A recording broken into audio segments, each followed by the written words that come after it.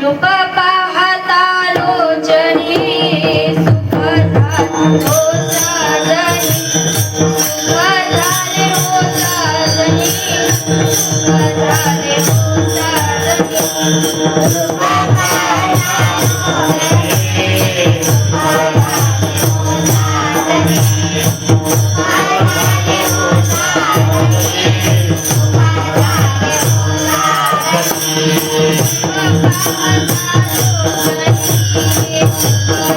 झाले हो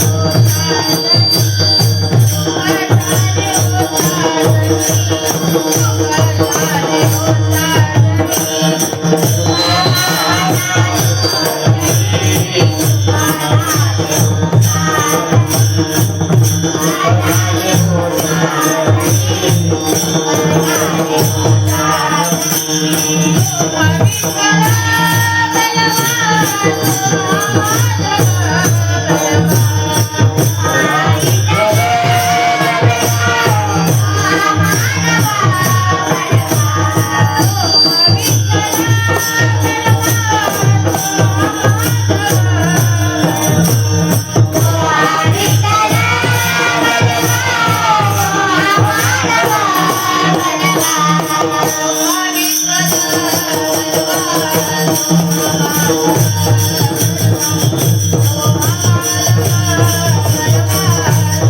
झाले हो साजनी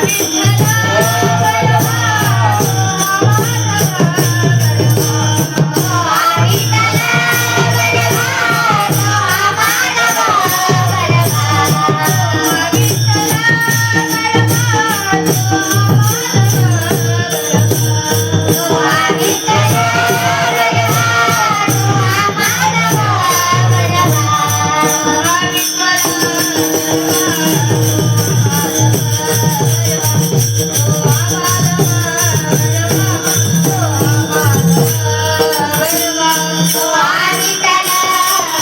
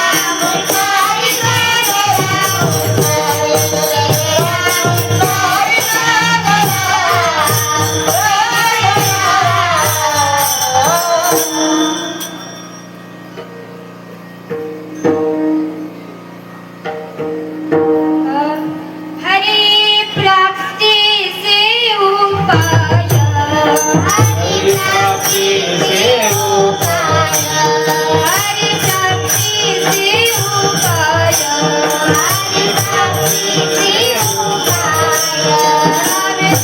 प्राप्ती से उपाय करावे संतांचे ते पाय करावे संतांचे ते पाय करावे संतांचे ते पाय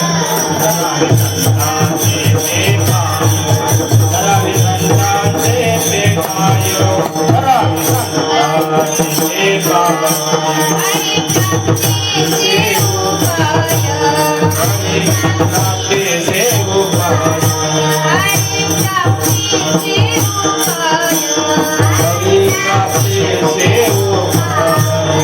करावे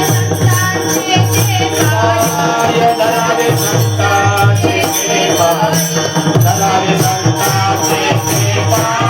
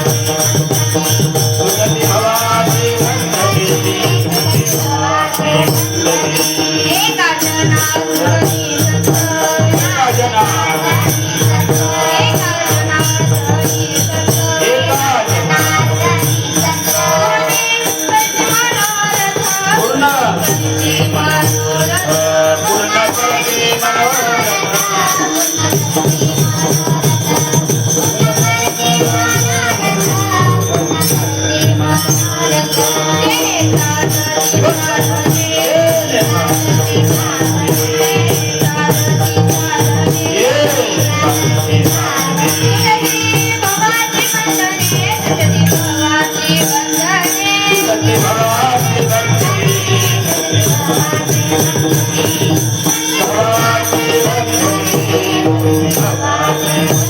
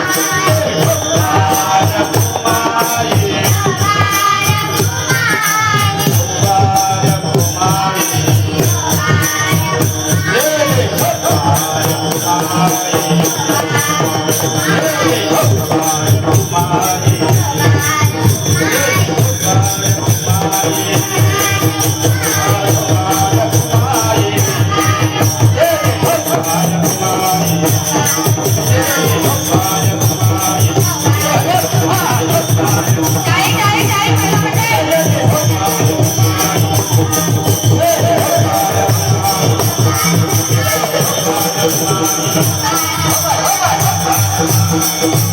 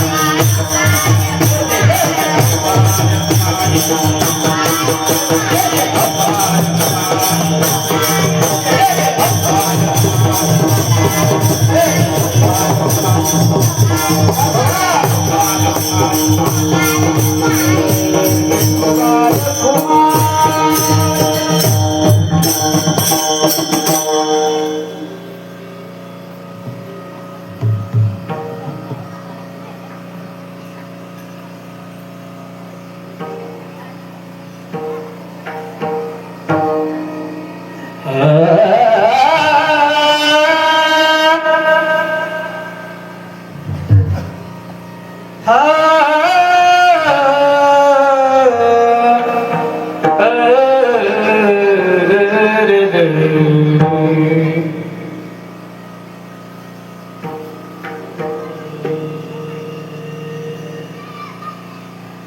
हरि प्राप्ति शिव उपाय, हरि प्राप्ति शिव उपाय, हरि प्राप्ति शिव उपाय, हरि प्राप्ति शिव उपाय,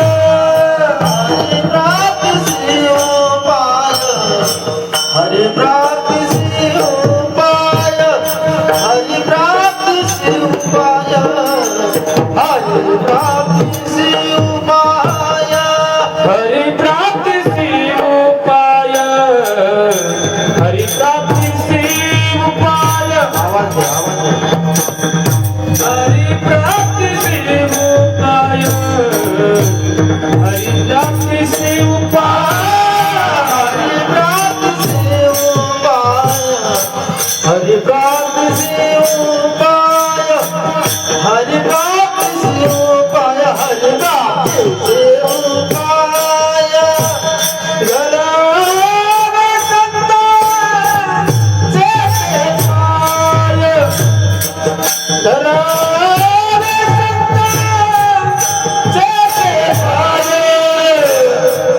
इन्हें साधती साधने, इन्हें साधती साधने, इन्हें साधती साधने, इन्हें साधती साधने, गरावे संतान जैसे पाय, गरावे संतान जैसे पाय, इन्हें साधती साधने, इन्हें साधती साधने, इन्हें साधती साधने, इन्हें साधती साधने, तुटती भवाची बंधने, तुटती भवाची बंधने, तुटती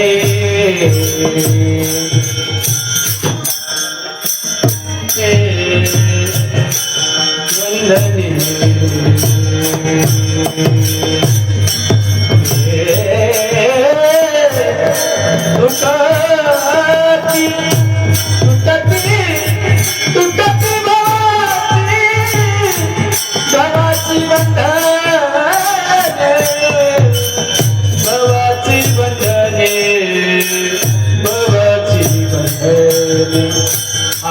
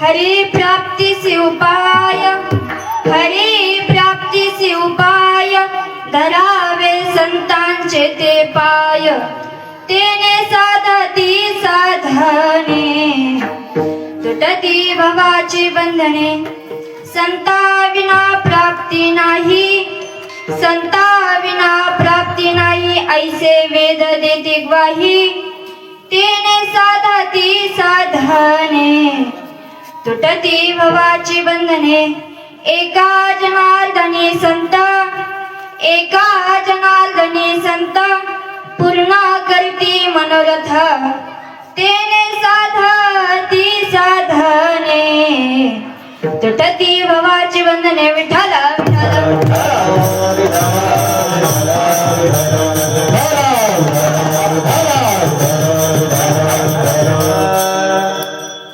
रायगडी मंदिरे वसे माझा राया, चरणासी अर्पितो अजन्म ही काया, जगदीश्वराशी जोडली ज्याचे जन्म ख्याती, प्रथम वंदितो तुम्हा शिव छत्रपती, महायोग पीठे तटे भीमरथ्या, वरम पुंडरीकाय दातु मुनींद्र, समागत्य तिष्ठन्तमानन्द कंदं, परब्रह्मलिंगं भजे पांडुरंगं.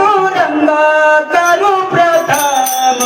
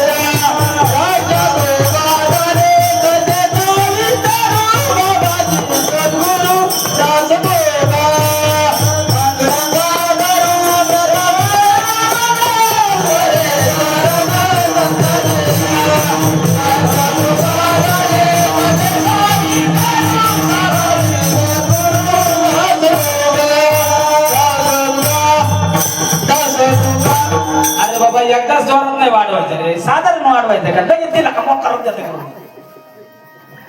थापटाक बाळा. हा बस राहू द्या, मापत राहू द्या. असं गोड वाटलं पाहिजे. पांडुरंगा करू प्रथम नमना, दुसरे चरण संतांची या, त्यांच्या कृपादाने कथेचा विस्तारू. बाबाजी सद्गुरु दास तुका, कलावज्ञ जीवो धराथावतार. कलांक तेजो दिकामोदी वक्त्रम, खलानीश वादा पनोदार दाक्षम. समाधिस्थ मूर्तिं भजे ज्ञानदेवं. ओम नमो ज्ञानेश्वरा, करुणाकरा दयाळा. तुमचा अनुग्रह लादलो, पावन झालो चराचरी. सारे तीर्थ धामापके चरणों में, सारे तीर्थ धामापके चरणों में. हे गुरुदेव प्रणाम आपके चरणों में.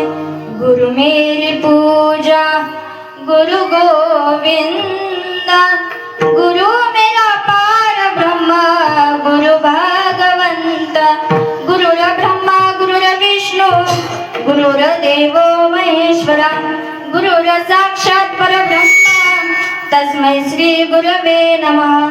मस्तक हे पायावरी या वारकरी संतांच्या सेवेलागी सेवक झालो. लागी से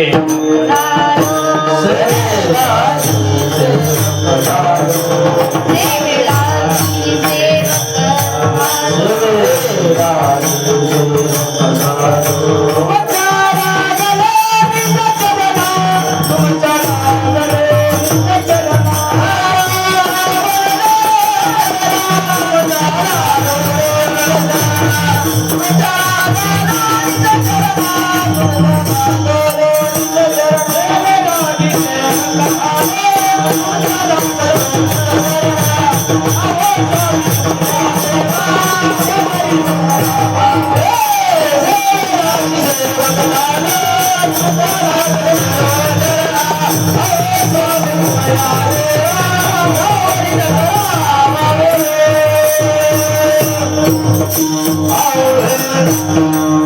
सेवेलागी सेवक झालो, तुमच्या लागलो निज चरणा. अहो स्वामी तुकया देवा, यावरी न करावा वेर. जयांची केल्या स्मरण, हो या सकळे विद्यांचे अधिकरण. तेची बंधू श्री चरण श्री गुरूंचे, ते नमस्कारून आता विठ्ठला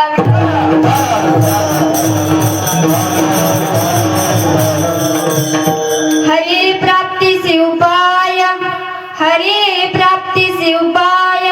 धरावे संतांचे ते पाय, तेने साधती साधने. तुटती भवाची वंदने विठ्ठला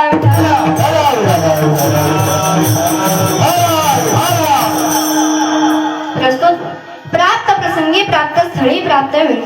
कीर्तनरूपी सेवेकरता निवडलेला अभंग. महान संत भगवत भक्त शांतीचे सागर, ज्यांना शांती ब्रह्म ही पदवी मिळाली असे असणारे पैठण निवासी शांती ब्रह्म श्री एकनाथ महाराज यांचा 4 चरणाचा अभंग असून तो महामायबाबांच्या सेवेकरता निवडला विठ्ठला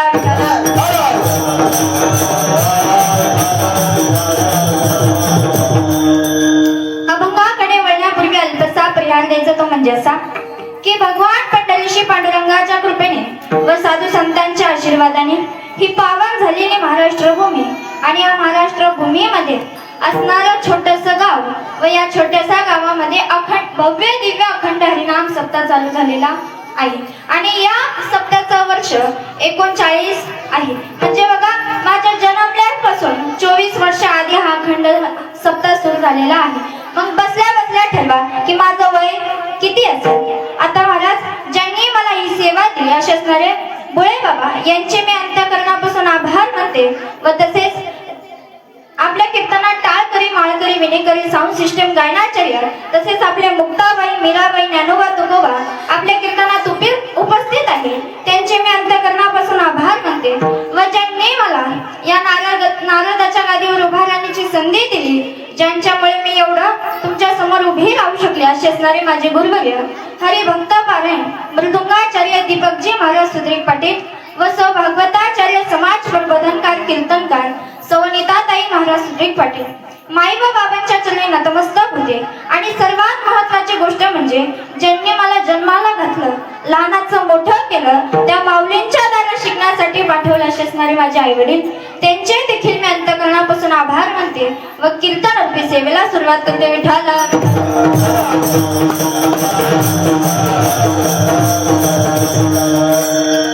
आता या अभंगामध्ये नाथबाबा सांगतात की जर तुम्हाला हरीची भगवंताची जर भेट करावी वाटत असेल तर त्या अगोदर काय करावे लागेल तर संतांची संगत करावी लागेल, संतांचे तुम्हाला चरण धरावे लागतील. मग हे जर तुम्ही साधन जीवनामध्ये साधलं तर काय होईल तर जे संसार रूपी बंधने आहेत ते तुटून पडतील. मग संताशिवाय पर्याय नाही महाराज. आता संता विना प्राप्ती नाही ऐसे वेद देते ग्वाही. मग आता तुम्ही म्हणत आहे की ठामपणे तुम्ही कसं काही सांगू शकतात की संताशिवाय पर्याय नाही. आता बघा, संताशिवाय पर्याय नाही म्हणून भगवंताची भक्ती करते.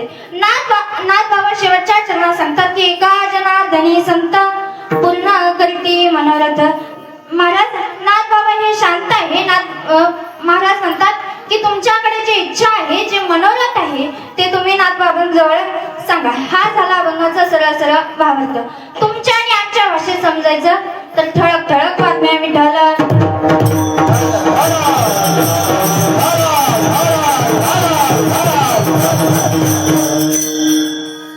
आता ज्यांचा अभंग आपण घेतलेला आहे त्यांचा जर अधिकार पैसा ठरला तर नाथ बाबा हे शांत होते महाराज.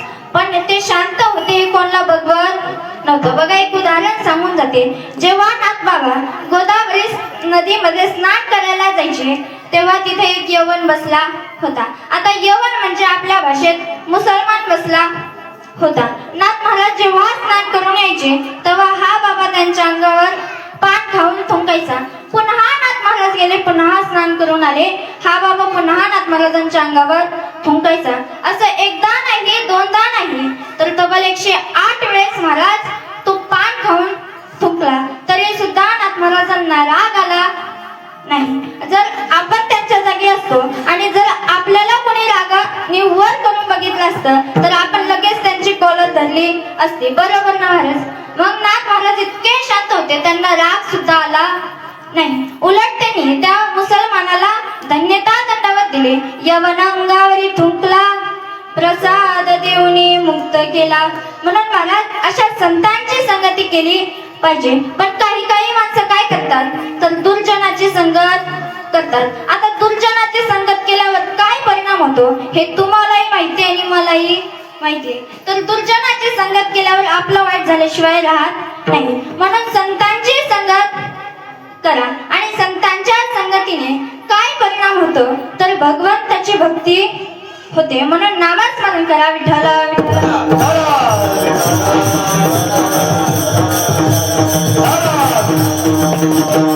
बघा, संत संगतीने काय लाभ होतो हे सांगून जाते ऐका. एकदा नारद महर्षी विष्णुदेवाकडे गेले आणि म्हणाले की विष्णुदेव, मला संत संगतीचे महत्व सांगा. तेव्हा विष्णुदेव म्हणाले, तुम्ही एका गटारातील किड्याला जाऊन विचारा. नारद महर्षी एका गटाराजवळ गेले, त्या किड्याला विचारलं, अरे संत संगतीचे महत्व सांग. तेव्हा महाराज तो किडा नारद महर्षींना बघून मरण पावला. पुन्हा ही हकीकत नारद महर्षी विष्णुदेवांकडे सांगायला गेले. 2 दिवसांनी विष्णुदेवांनी नारद महर्षींना मृत्यू लोकात पाठवलं आणि म्हणाले की कुपनावर एक सरडा आहे, तुम्ही त्याला जाऊन विचारा की संत संगतीचे महत्व काय. नारद महर्षी मृत्यू लोकात आले, त्या सरड्याला विचारलं की संत संगतीचे महत्व काय. महाराज तो सरडा मरण पावला. पुन्हा ही हकीकत विष्णुदेवांकडे गेली.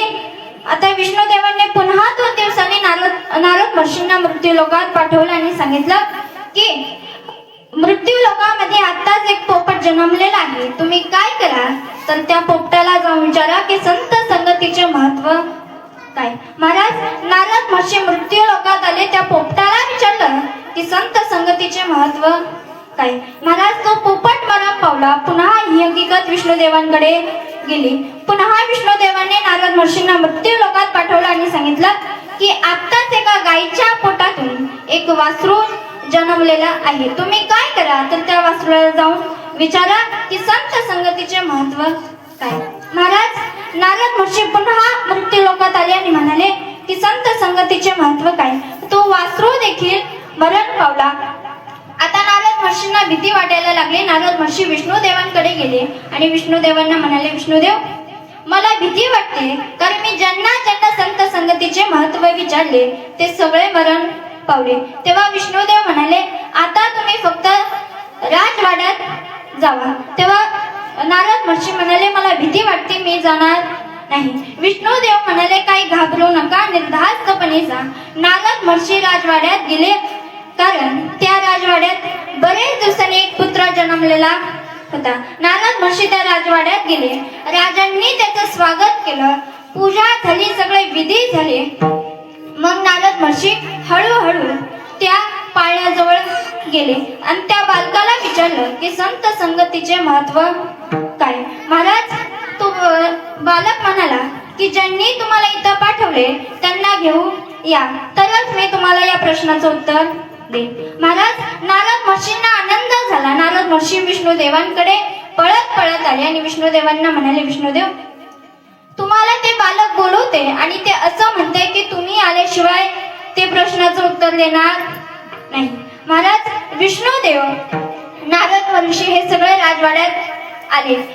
राज परिवाराला सगळा आनंद झाला. ते दोघेही पाळण्याजवळ गेले. तेव्हा त्या बालकाने नारद महर्षींना आणि विष्णुदेवांना सगळ्या देव भक्तांना नमस्कार केला.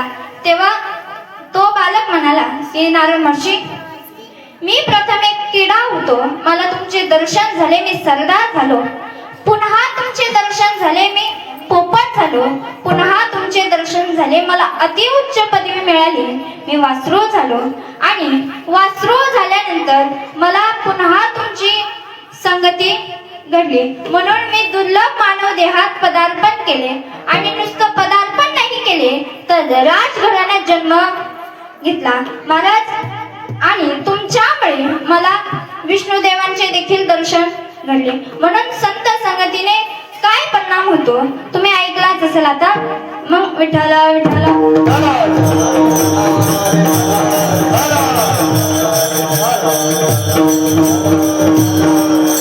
म्हणून महाराज संतांची संगती करा.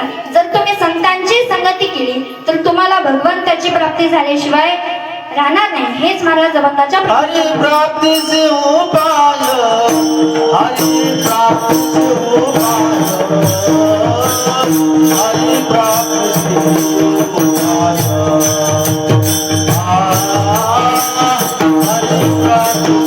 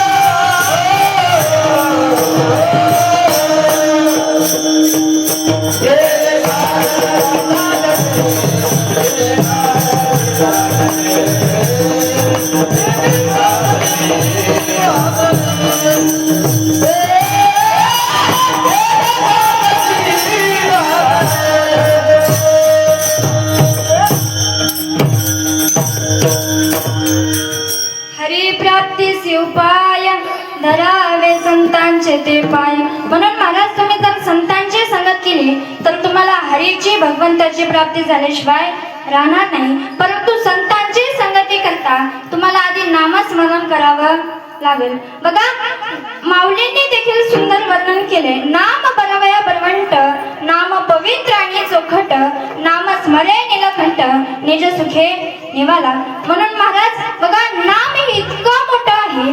आता महिला मंडळ तुम्ही रामकृष्ण हरी असं म्हणा, कारण जेव्हा तुम्ही भाकरी करता तेव्हा रामकृष्ण हरी असं म्हणा, जेव्हा तुम्ही भाकरी टाकता तेव्हा असं रामकृष्ण हरी म्हणा. बघा रामकृष्ण हरी सुद्धा तुमच्या होटाला, गर्भात लेकरू असताना ज्ञानेश्वरी लागू द्या तुमच्या होटाला, तरच ज्ञानोबा तुकोबा येतील तुमच्या पोटाला. म्हणून महाराज नामस्मरण करा आणि चांगले संस्कार लावा. कारण आताची मुलं इतकी चापटले बघा सांगून जाईल. असंच मी एका कार्यक्रमाला गेले होते. तिथं मला ते गाव माहित होतं बरं का, पण तिथला पत्ता नव्हता माहित. म्हणून मी एका मुलाला विचारलं की काय रे बाबा मला हा पत्ता सांगतो का. तेव्हा तो मुलगा म्हणाला, ताई या रस्त्याने सरळ जायचं, तुम्हाला 3 रस्ते दिसतील. पहिला रस्ता सोडायचा, दुसरा रस्ता सोडायचा, तिसऱ्या रस्त्याने जायचं. परत तुम्हाला त्या रस्त्याने गेल्यावर पुन्हा तुम्हाला 3 बस स्टॉप दिसतील. पहिला बस स्टॉप सोडायचा, दुसरा बस स्टॉप सोडायचा, तिसऱ्या बस स्टॉप मध्ये जायचं. तिथं तुम्हाला 3 बस दिसतील. पहिली बस सोडायची, बोला ना काहीतरी. दुसरी बस सोडायची, तिसरी बस सोडायची नाही, जायचं. तिसऱ्या बस मध्ये जायचं. पुन्हा तुम्हाला ती बस चालू झाल्यावर पुन्हा तुम्हाला 3 गावं दिसतील. पहिलं गाव सोडायचं, दुसरं गाव सोडायचं, तिसऱ्या गावामध्ये जायचं. तिसऱ्या गावामध्ये जायचं. त्या गावामध्ये गेल्यावर तुम्हाला 3 बंगले दिसतील. पहिला बंगला सोडायचा, दुसरा बंगला सोडायचा, तिसऱ्या बंगल्यामध्ये जायचं. घुसायचं नाही, जायचं. तिसऱ्या बंगल्यामध्ये गेल्यावर तुम्हाला 3 शिड्या दिसतील. पहिली शिडी सोडायची, दुसरी शिडी सोडायची, तिसऱ्या शिडीने वर जायचं. तिथे गेल्यावर तुम्हाला 3 रूमा दिसतील. पहिली रूम सोडायची, दुसरी रूम सोडायची, तिसऱ्या रूम मध्ये जायचं. तुम्हाला 3 पुढं गेल्यावर तुम्हाला 3 कपाट दिसतील. पहिला कपाट सोडायचा, दुसरा कपाट सोडायचा, तिसरा कपाट उघडायचा. परत तुम्हाला 3 ड्रॉवर दिसतील. पहिलं ड्रॉवर सोडायचं, दुसरं ड्रॉवर सोडायचं, तिसरं ड्रॉवर उघडायचं. त्या ड्रॉवर मध्ये तुम्हाला 3 फोटो दिसतील. पहिला फोटो सोडायचा, दुसरा फोटो सोडायचा, तिसरा फोटो उचलायचा.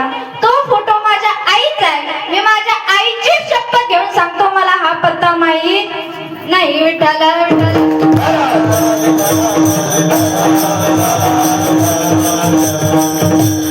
बघा आणखी एक उदाहरण सांगून जाते. आता जशी मी संस्थेत आहे ना महाराज, तशी माझ्यासारखी काही 6वी 7वीची मुलं संस्थेमध्ये शिकत होती. उन्हाळ्याच्या सुट्टी लागणार होत्या. शेवटचा पेपर चालू होता. महाराज पेपर लिहिता एक पोरगा म्हणाला की आज माझं संध्याकाळी कीर्तन आहे आणि कीर्तनासाठी मी मागणी पण प्रकरणातील जगद्गुरु तुकोबरायांचा हिची दान देगा देवा हा अभंग निवडलेला आहे. आता महाराज त्याच्या मित्राला हा अभंग सुचला. काय सुचला तर ऐका बरं का. हिची दान देगा देवा आमचा पेपर लवकर व्हावा, गुण गाई नावडी, कधी येईल पप्पाची गाडी, न लगे मुक्ती धन संपदा, कॉपी करतो सदा न कदा, तुका म्हणे गर्भवासी, पेपर जावे सुखे आंबासे. आता महाराज हा अभंग त्याला आनंदाच्या भरात सुचला होता. परंतु याचा परिणाम ज्या मुलाचं कीर्तन होतं त्याच्यावर पडला आणि तो कीर्तनाला उभारलेला खायची चाल झाली, अभंग म्हणून झाला आणि तो काय म्हणून लागला बघा. सरळ सरळ अभंग म्हणताना काय म्हणू लागलं तर ऐका. हिचे दान दे गा देवा शेजाऱ्याला रोगवावा, त्यात त्याचा काटा निघावा, त्याचा बंगला माझा व्हावा. म्हणून महाराज इतकी मुलं चॅप्टर असतात, परंतु संस्कार कसे असले पाहिजे तर महासाहेब जिजामाते सारखे असले पाहिजे. बघा एकदा काय झालं तर गावामध्ये तमाशाचा तंबू आला होता. छत्रपती शिवाजी महाराजांनी महासाहेबांना विचारलं, महासाहेब तमाशाचा तंबू म्हणजे काय हो? तेव्हा महासाहेब जिजामाता म्हणाल्या, राज अहो राज, तुम्हाला बाया नाचवणारा नाही तर बाया वाचवणारा राजा व्हायचंय. महाराज एका शब्दात राजे घडले. अरे छत्रपती शिवाजी महाराज कोण होते? बघा 65 किलोची तलवार वागवतो, त्याचं नाव यसाजी. 2000 जणांबरोबर एकटा खिंडा लढतो, त्याचं नाव बाजी. हात तुटला तरी मातीसाठी लढत राहतो, त्याचं नाव तानाजी. 1.5 तासात दिल्लीहून घोडा पुण्याला आणतो, त्याचं नाव धनाजी. वाघाचा झगडा फाडून त्याचे दात मोजतो, त्याचं नाव संभाजी. आणि या सर्वांना एकत्र करून स्वराज्य निर्माण करतो, त्याचं नाव छत्रपती शिवाजी महाराज. बघा आज जर आपले राजे नसते ना तर मला कीर्तनात म्हणावं लागलं असतं की हुजूर मैं आपके सामने कीर्तन पेश करना चाहती हूँ, कि मैं आपके सामने कीर्तन पेश कर सकती हूँ. महाराज जिजामातेने इतके चांगले संस्कार लावले. अरे बघा मुजरा माझा महात्या जिजाऊला, घडवले तिने त्या शूर शुभाला, साक्षात होती ती आई भवानी, जन्म घेतला तिच्या पोटी शिवानी. मराठी मातेचा केला गणे विकावा, तो एकच होता माझ्या जिजाऊंचा छावा, माझ्या जिजाऊंचा छावा. माझ्या जिजाऊची पुण्याई कशी आली ओ फळाला, माझ्या जिजाऊची पुण्याई कशी आली ओ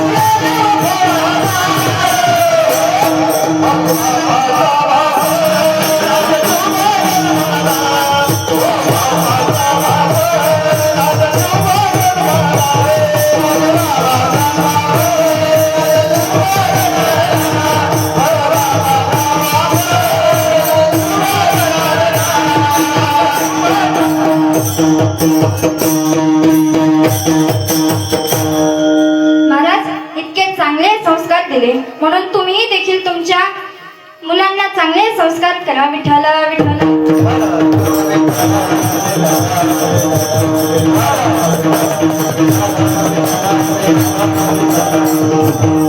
आणि सर्वात महत्त्वाची गोष्ट म्हणजे मुलांच्या हातात मोबाईल देऊ नका. कारण मुलांच्या हातात मोबाईल दिलं तर म्हाताऱ्या माणसाला सुद्धा व्यसन लागतं. बघा एक उदाहरण सांगून जाते. एक मुलाची स्कॉलरशिपची परीक्षा होती. त्या स्कॉलरशिपच्या परीक्षेमध्ये मोबाईल चालत नव्हता, म्हणून त्याने त्याच्या आजोबांकडे मोबाईल दिला. त्याच्या आजोबांकडे दिला. आता त्याला वाटलं की आजोबा ऐकून ऐकून काय ऐकतील, तर भजन कीर्तन ऐकतील. बरोबर ना? बोलत चला. जर तुम्ही बोलले नाही तर मी सुद्धा बोलणार नाही. बोलत चला. मग त्यांना असं वाटलं की भजन कीर्तन ऐकत असतील, पण आजोबाने काय लावलं तर मराठमोळी थोडीशी साधी भोळी, स्वागतीचा भारी बायको पाहिजे नखरेवाली. आता महाराज तिथून एक सरपंच चालला होता. त्याने हे सर्व ऐकलं आणि तो गेला ना म्हातारीकडे. म्हातारीला म्हणाला, अगं म्हातारे, तुझा म्हातारा काय ऐकतोय बघ.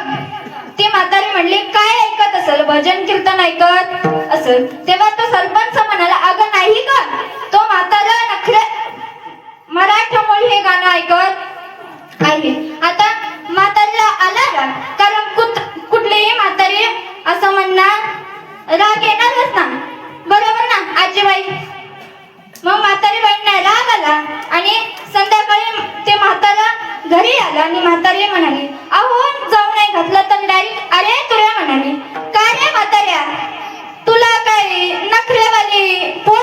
नाही का? आता महाराज तेव्हा तो म्हणाला की मी काही नव्हतं ऐकत, मी भजन कीर्तन ऐकत होतो. तेव्हा ती म्हातारी म्हणाली खोटं बोलू नको, मला सगळं सरपंचाने सांगितले. आता म्हाताऱ्याला आला राग. म्हातारी म्हणाली उचल गाठोडं आणि चालता हो. म्हाताऱ्याला आला राग. म्हाताऱ्याने ते गाठोडं उचललं आणि चालता पडला. आता म्हातारीला वाटलं की जाऊन जाऊन कुठे जाईल, तर मांडवे बस स्टॉप मध्ये जाईल.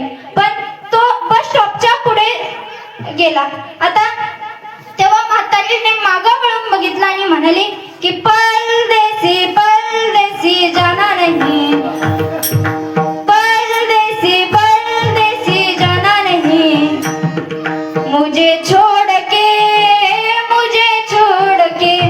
महाराज ते म्हातारा सुद्धा म्हणलं तू जब जब मुझे पुकारो मैं दौड़ आ जाऊ. महाराज म्हणून असे मोबाईल मुळे व्यसन होतात. विठ्ठला विठ्ठला.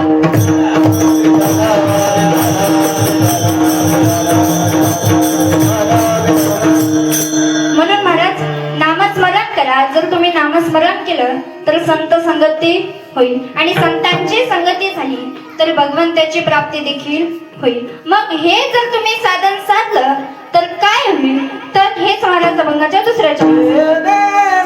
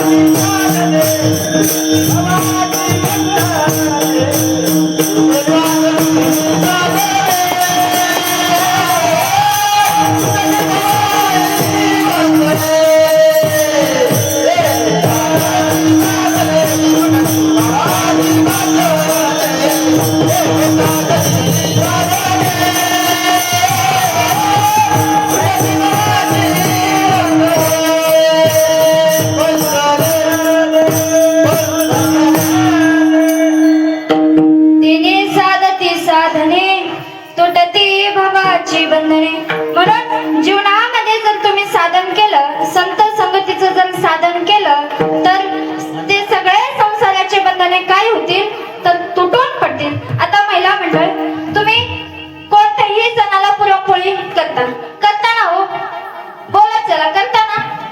मग तुम्ही आपल्यासाठी पुरणपोळी केलेली ही केवढी असते, इमानदारीने सांगा बरं का.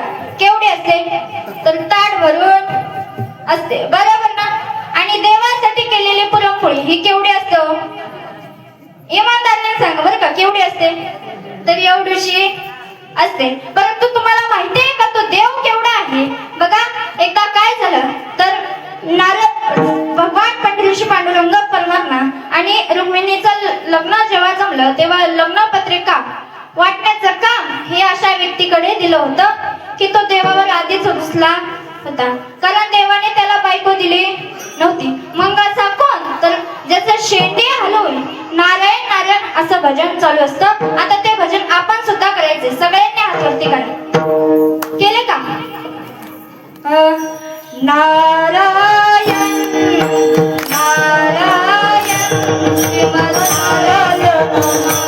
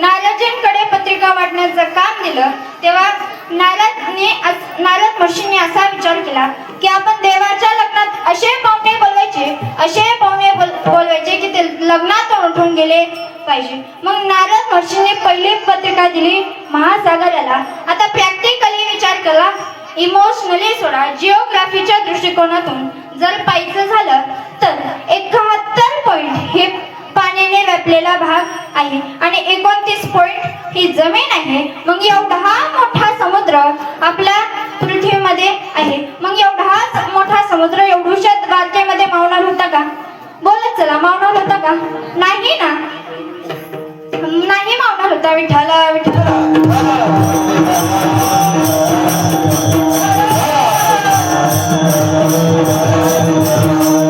मग एवढा मोठा समुद्र कसा मावला असेल? मग देवाने विचार केला की आपण काय करायचं, तर नारद महर्षींना धडा शिकवायचा. महाराज नारद महर्षी विठ्ठला विठ्ठला.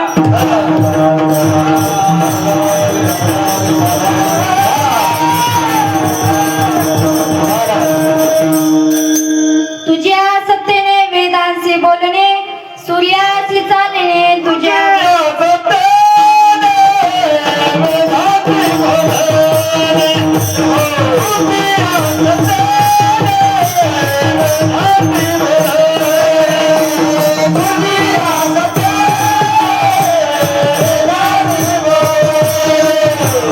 Oh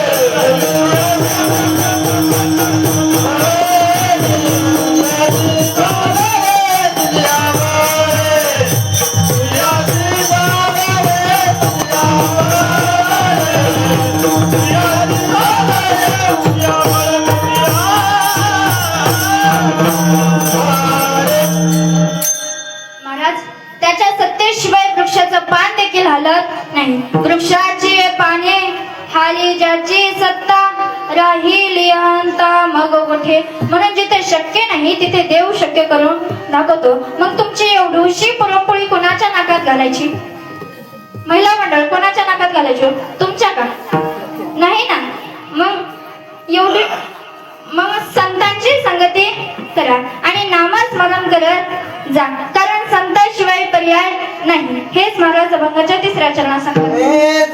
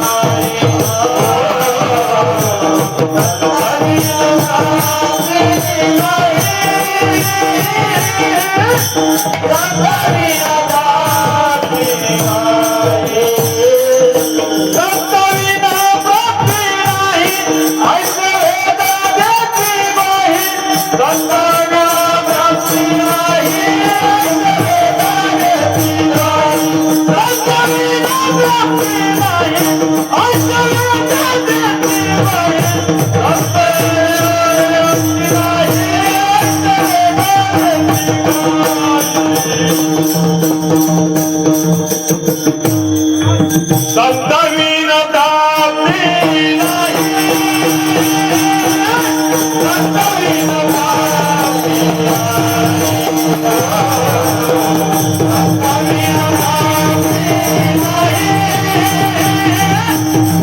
संताविना प्राप्ती नाही.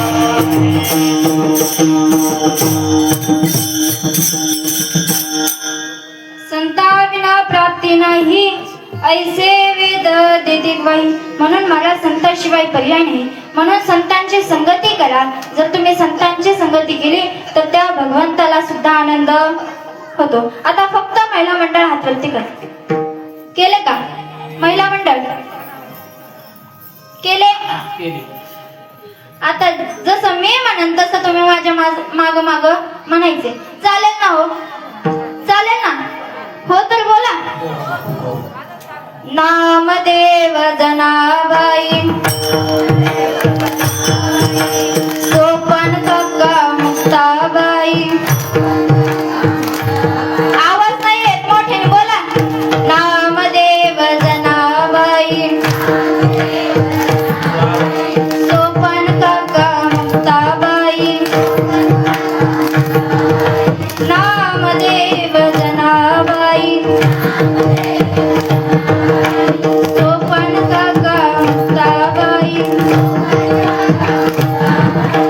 नामदेव जनाबाई सोपन काका मुक्ताबाई. मागच्या बाया बोलत नाही. काय कोण बोलले बरं का महाराज? आता सगळ्यांनी हातवरती करा आणि त्या भगवंताचं नामस्मरण करा. विठोबा रघुबा.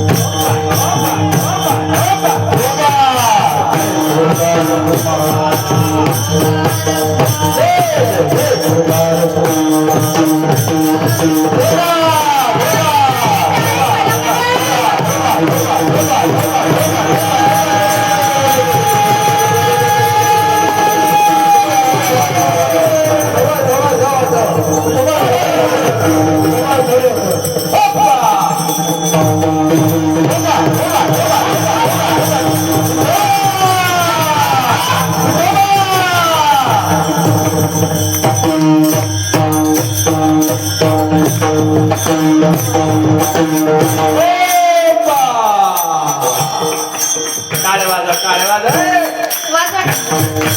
जय गोपाल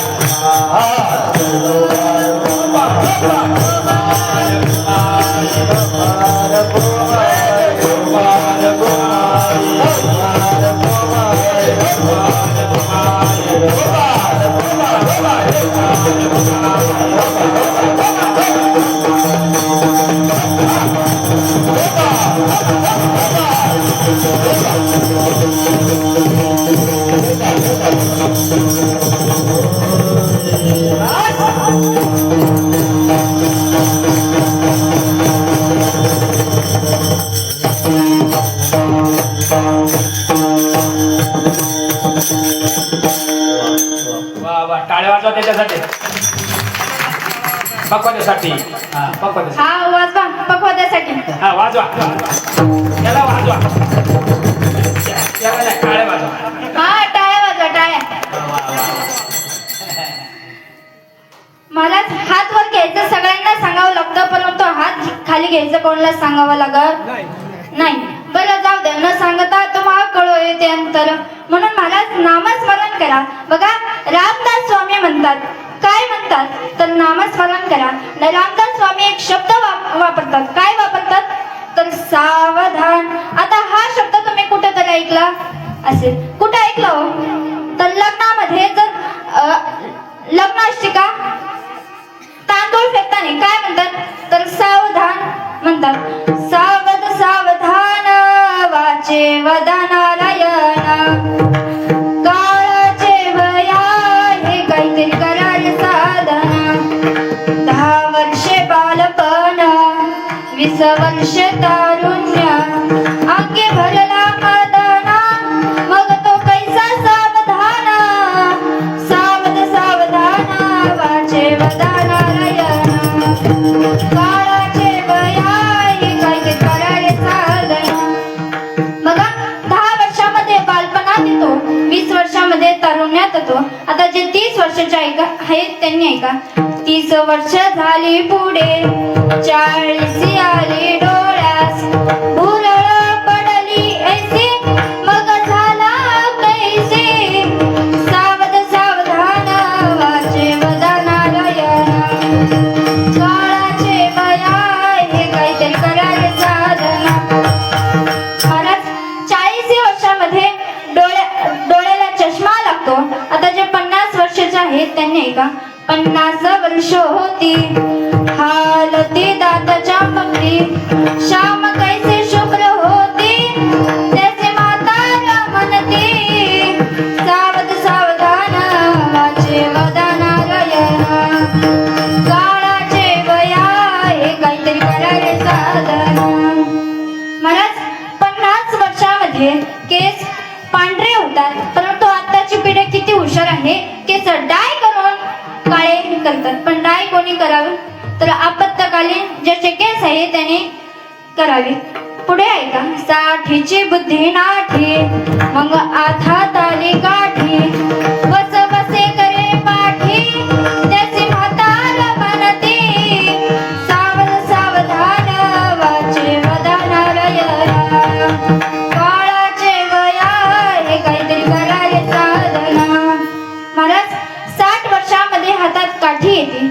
आपल्याला म्हणावं लागतं म्हातारा चला करता. मला म्हातारानं म्हणावं की बायकोने स्वयंपाकच दिला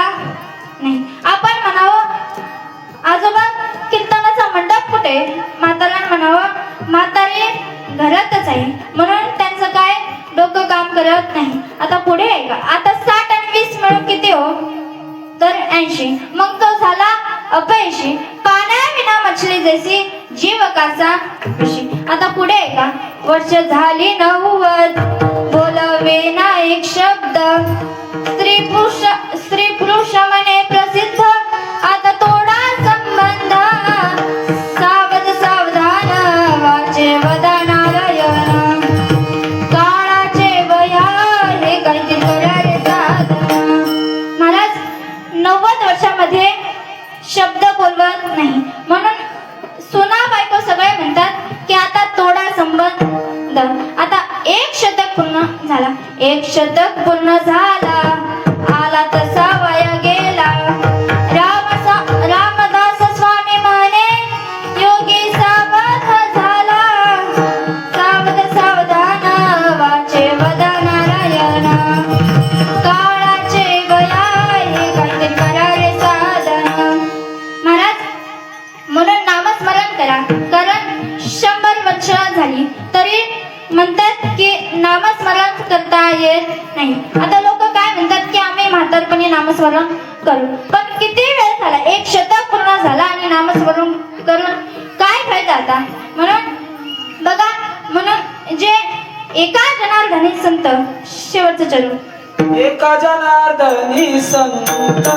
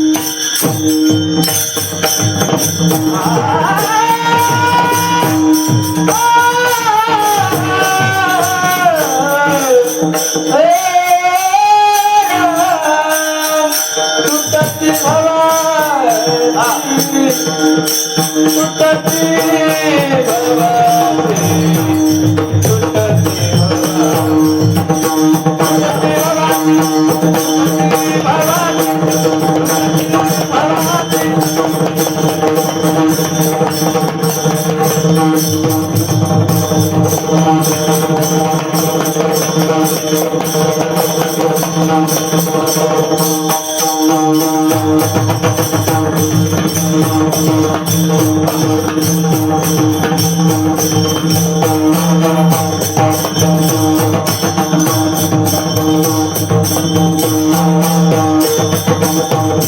हे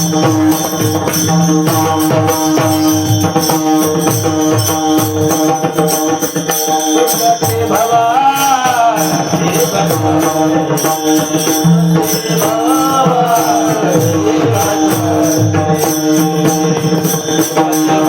हे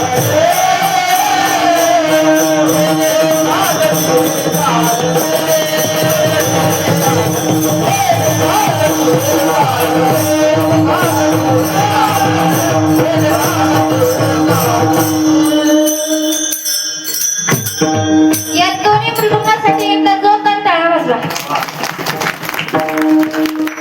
एका जनार्दनी संत पूर्ण करते मनोरथ.